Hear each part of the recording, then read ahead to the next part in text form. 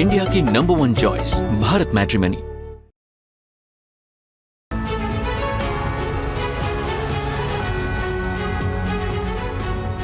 नमस्कार, आप देख रहे हैं अड़ी टीवी 9 भारतवर्ष पर आपका स्वागत है। मैं हूं दिनेश गौतम। ये कुर्द क्या है, कुर्दिस्तान क्या है और कुर्द लड़ाके कौन से हैं जो कहा जा रहा है कि ट्रंप कार्ड साबित हो सकते हैं ईरान के खिलाफ इस लड़ाई में। आज यही हम बताएंगे आपको। ये मेन थीम तो है, इसके अलावा वॉर के आज के अपडेट्स होंगे और ये भी कि कैसी मिसाइलें हैं वो जो ईरान की ताकत कही जाती हैं और कहा जाता है जिनको बहुत हल्के में ले लिया ट्रंप ने।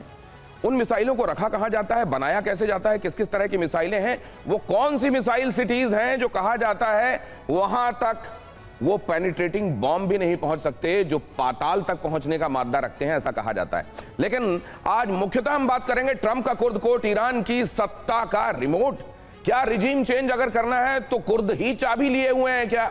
और क्या कुर्दों के कंधे पर ही अब रिजीम चेंज का जो एंड गोल है वो इजराइल और अमेरिका पूरा करने वाले हैं? इस पर होगी चर्चा हमारे साथ जुड़े खास मेहमानों से। लेकिन पहले आज के अपडेट्स आपके सामने रख रहा हूं। ईरान वॉर से आया सबसे विध्वंसक वीडियो आपके सामने रख रहा हूं। शुरुआत में खैबर मिसाइल से ईरान का जोरदार हमला। ये खैबर मिसाइल जो है इसी को खुर्रम शहर मिसाइल भी कहते हैं और ये सबसे डेडली मिसाइल्स में से एक है। यहां ईरान का जोरदार हमला इसके जरिए आप होते हुए देख रहे हैं। 1 टन तक के वजन के वॉर हेड को साथ में ले जा सकती है ये खैबर मिसाइल। खुर्रम शहर 4 2000 किलोमीटर तक इसकी रेंज है अटैक करने की। और इस खतरनाक मिसाइल से, इसका नाम भी अपने आप में दहशत पैदा करने वाला है, खुर्रम शहर मिसाइल, उसके जरिए यह हमला किया गया है। हमले की तस्वीरें आप देख रहे हैं। जरा खुर्रम शहर जब चलती है तो आवाजें कैसी आती हैं, जरा वो भी सुनिए। पेंटागन ने अटैक किया, वीडियो जारी। अटैक का ये वीडियो पेंटागन की तरफ से आया है। कॉर्वेट शाहिद सैयद पर यूनाइटेड स्टेट्स का हमला। बंदर अब्बास पोर्ट के पास यह हमला हुआ है। शाहिद सैयद इसका नाम है। बंदर अब्बास पोर्ट दक्षिणी हिस्सा ईरान का। और यहां पर आप देखिए ये है हमले की तस्वीर जो पेंटागन की तरफ से जारी की गई है। ये कॉर्वेट, और अभी तक ये दावा कि हमने ईरान की नेवी को तगड़ा झटका दिया है, एक के बाद दूसरे वॉरशिप को डिस्ट्रॉय किया है और उसी सिलसिले में ये तस्वीर जारी की गई। यहां पर आपको कॉर्वेट दिखाई दे रहा है और कुछ देर में उसके परखचे उड़ते हुए दिखाई दे रहे हैं तस्वीरों में, ये बिल्कुल स्पष्ट, ये देखिए। और कल हमने आपको दिखाया था वो वॉरशिप भी जो असल में श्रीलंका के करीब, श्रीलंका के कोस्ट से 75 किलोमीटर की दूरी पर समुद्र के अंदर तबाह किया गया अमेरिका की तरफ से। यह भी असल में ईरान का एक वॉरशिप था। और अगली खबर देखिए, ईरान में इजरायली हमले का वीडियो। ईरान में इजरायली हमले का यह वीडियो देखिए। हमले के बाद धुएं का गुबार दिखाई दे रहा है। शाहरीर पुलिस स्टेशन को यहां निशाना बनाया गया है। यह पुलिस स्टेशन है और पुलिस स्टेशन को निशाना बनाया गया। अब यहां पर आपको ये खंडहर नुमा इमारत जो दिखाई दे रही है, यहां कभी पुलिस स्टेशन हुआ करता था।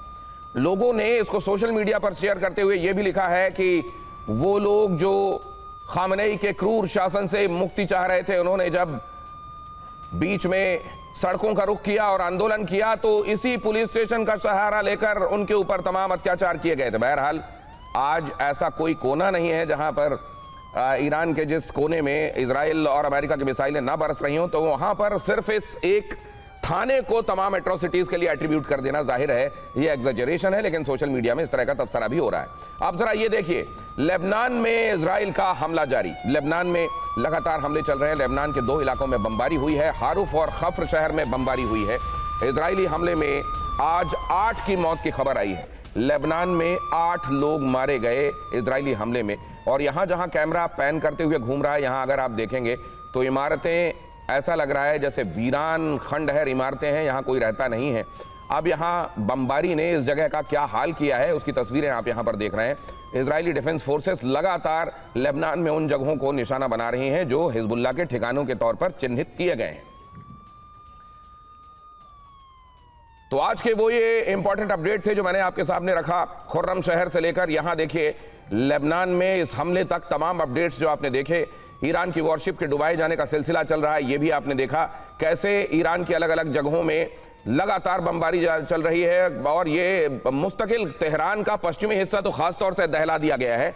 अब क्या अब ये जो बातें चल रही हैं कि किसके रिजर्व्स पहले रन आउट होंगे, किसके पास सबसे पहले रिजर्व्स खत्म होंगे, किसके सैनिक सबसे पहले हताश होंगे, और ऐसे में रिजीम चेंज का एंड गोल और कुर्दों की भूमिका, इस पर चर्चा करते हैं। हमारे साथ मेजर जनरल अश्विनी सिवाच आज की शाम इस चर्चा में जुड़ रहे हैं। प्रोफेसर अमिताभ सिंह भी हमें ज्वाइन कर रहे हैं। इसके अलावा एयर मार्शल संजीव कपूर भी हमारे साथ जुड़ रहे हैं, डिफेंस एनालिस्ट, और अशोक सज्जनहार सर भी आज की शाम इस चर्चा में मेरे साथ हैं। आप सभी मेहमानों का बहुत स्वागत। और सबसे पहले आपके पास आऊंगा अशोक सज्जनहार सर, आज कूटनीति क्या केवल कुटाई वाली नीति ही रह गई है? कूटनीति के लिए जगह होनी चाहिए, समाधान कभी युद्ध से नहीं निकलता। मुझे लगता है कि आजकल युद्ध में ही समाधान देखने का ये रिवाज बनता जा रहा है, वरना स्थितियां ऐसी ना बनती। और अब एंड गोल कुर्दों के जरिए हासिल करने का जो प्रयास किया जा रहा है, ये वाकई सिरे चढ़ेगा या इस समय कोशिश करने में बुराई क्या है?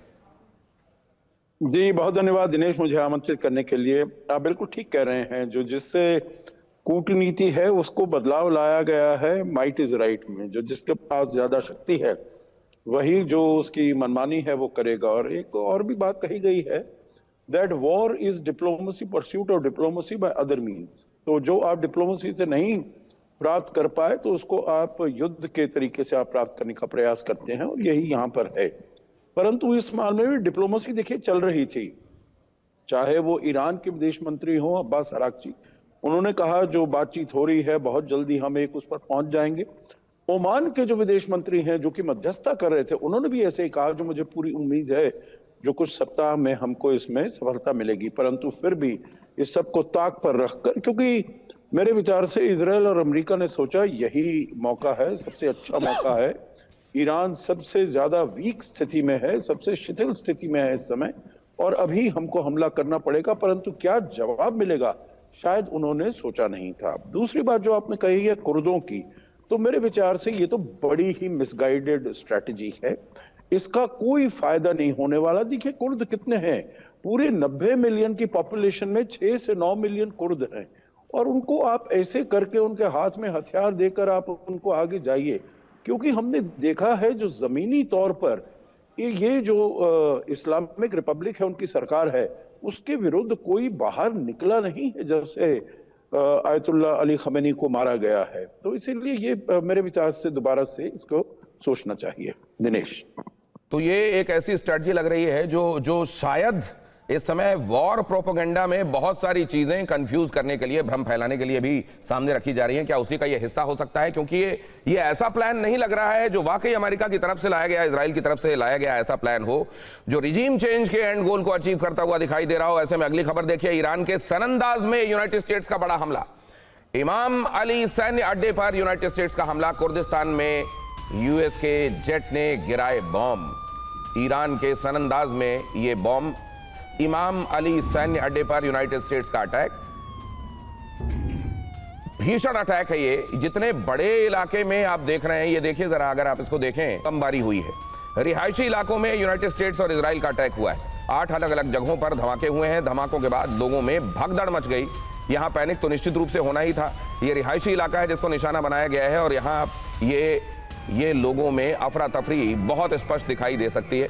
ये देखिए, ये लोगों के रहने की जगह, उनकी कारें भी यहाँ पार्क, और बाद में इस जगह से उठता हुआ ये गर्दो गुबार, और साथ में भागते हुए, इधर उधर भागते हुए, तितर बितर होते हुए लोग। अगली खबर की तरफ आपको ले चलता हूं। यूनाइटेड स्टेट्स और इजराइल के बीच, इजराइल के बेस में ड्रोन अटैक हुआ है। यूनाइटेड स्टेट्स और इजराइल के बेसिस के ऊपर ड्रोन अटैक हुआ। IRGC ने यह वीडियो जारी किया है। ड्रोन अटैक बहुत इफेक्टिव स्ट्रैटेजी ये ईरान की तरफ से इस्तेमाल की जा रही है, और जाहिर है इनको एक जगह से नहीं बल्कि कई जगहों से उड़ाया जा सकता है, लॉन्च किया जा सकता है। इसके साथ मिसाइल वाली मजबूरी नहीं होती है, और इनकी तादाद भी मिसाइलों की तुलना में बहुत ज्यादा। और ये शाहिद 136 रशिया यूक्रेन के मामले में रशिया के लिए बहुत कारआमद साबित हुए, और यहाँ ईरान इनको बहुत इफेक्टिवली यूज कर रहा है इजराइल और अमेरिका के खिलाफ। इंडिया की नंबर 1 चॉइस भारत मैट्रिमनी।